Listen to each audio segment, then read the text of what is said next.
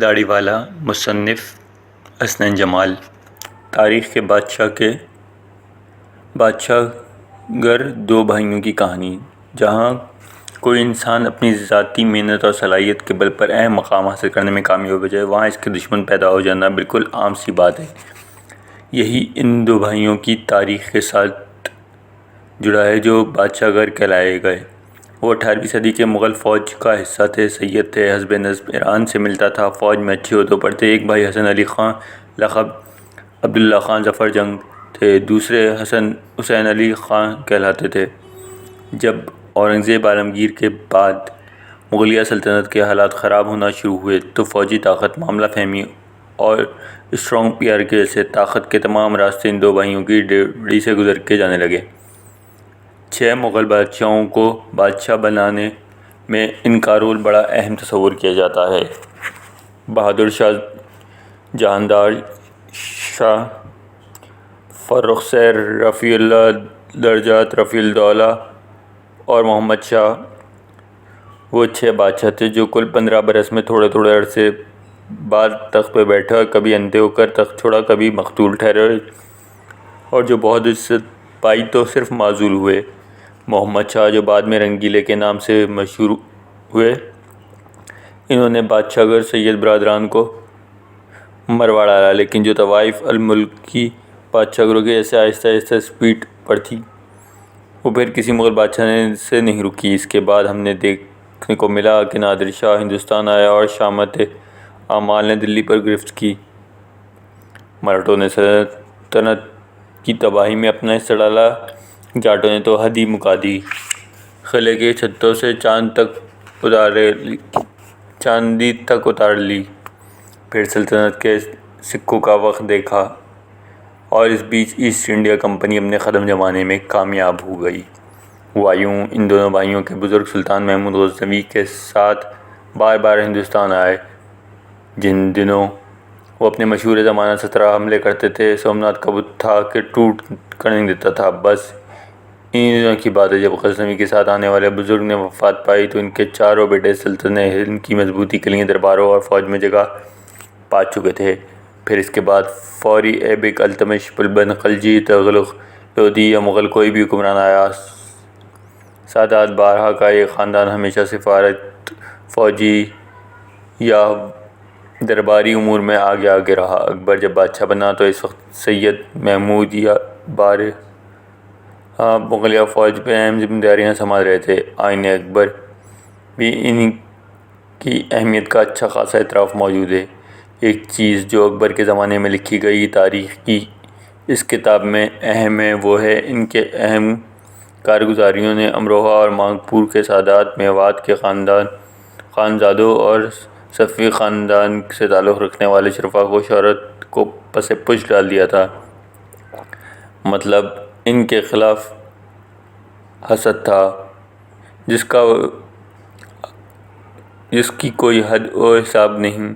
ظاہری بات ہے، ایک باہر سے آنے والا خاندان دیکھتے ہی دیکھتے ہندوستان کی حکومتی امور پر چھا چکا۔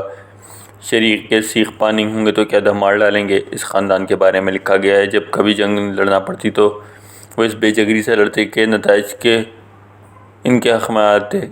اگر حالات کی ہوا ان کے خلاف ہوتی تو وہ کسی چیز کی پرواہ نہ کرتے، تباہی کو نظر انداز کر کے آخری دم اور آخری قطرہ خون تک لڑتے رہتے۔ مغلیہ دور میں کوئی ایک جنگ ایسی نہیں جس میں انہوں نے حصہ نہ لیا ہو۔ انہیں اس کی بھاری قیمت بھی ادا کرنی پڑی۔ یہ لوگ بہادر ہونے کے ساتھ ساتھ بردبار تھے اور برداشت میں ان کا کوئی ثانی نہ تھا۔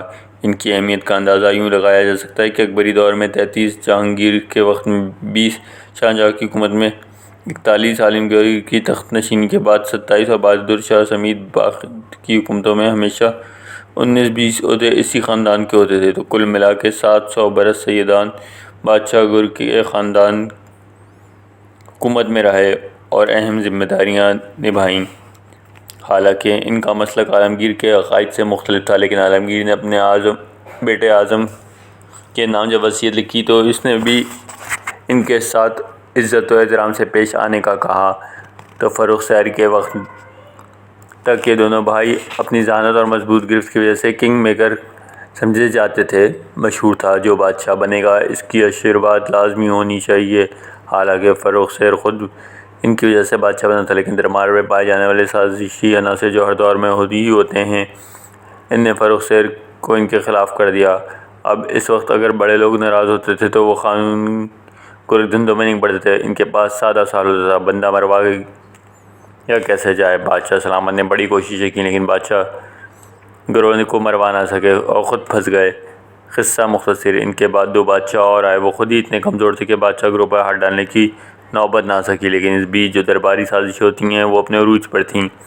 محمد شاہ کا ٹائم آیا تو مغلیہ سرداروں میں سے ایک نے بادشاہ گران کو قتل کروانے کی مہم شروع کی۔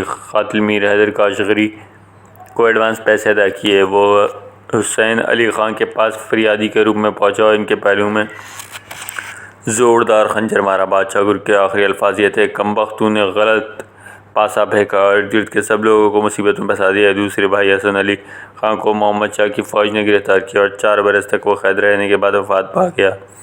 دیکھا جائے تو اصل بادشاہ گری پہلے جانے والے بھائی حسین علی خان کے ساتھ ختم ہو گئی تھی، کیونکہ اس کے سارے دھندے میں ایکٹیو برین انہی کا تھا۔ بادشاہ گر بھائیوں کی اس کہانی میں ہر موڑ پہ ہمیں بہت دلچسپ مشاہدے کرنے کو ملتے ہیں۔ تاریخ دانوں کو باقاعدہ اس پر کنٹریبیوٹ کیا گیا جتنا ہو سکے منہ پھاڑ کے ان کی برائیاں لکھو۔ جتنے سپہ سالار تھے، معززین تھے، اعمال تھے، چھوٹے موٹے شہزادے تھے، سب ان سے خار کھاتے تھے۔ چونکہ دوسرے سب لوگ ان کی جیسی عقل مندی اور ان کی سی قبولیت عامہ نہیں رکھتے تھے، اس لیے سب کا زور ہمیشہ سازشوں پر رہتا تھا۔ کئی بار انہیں قتل کرنے کی کوشش بادشاہوں کے کان بھرے گئے ان کے خلاف ہو جائیں، لیکن جنہیں اللہ رکھے انہیں کون چکھے۔ موت بہرحال ایک دن آنی ہے تو وہ اپنی آئی پر مارے گا، اس سے پہلے ان کا کوئی بال بیکا نہ کر سکا۔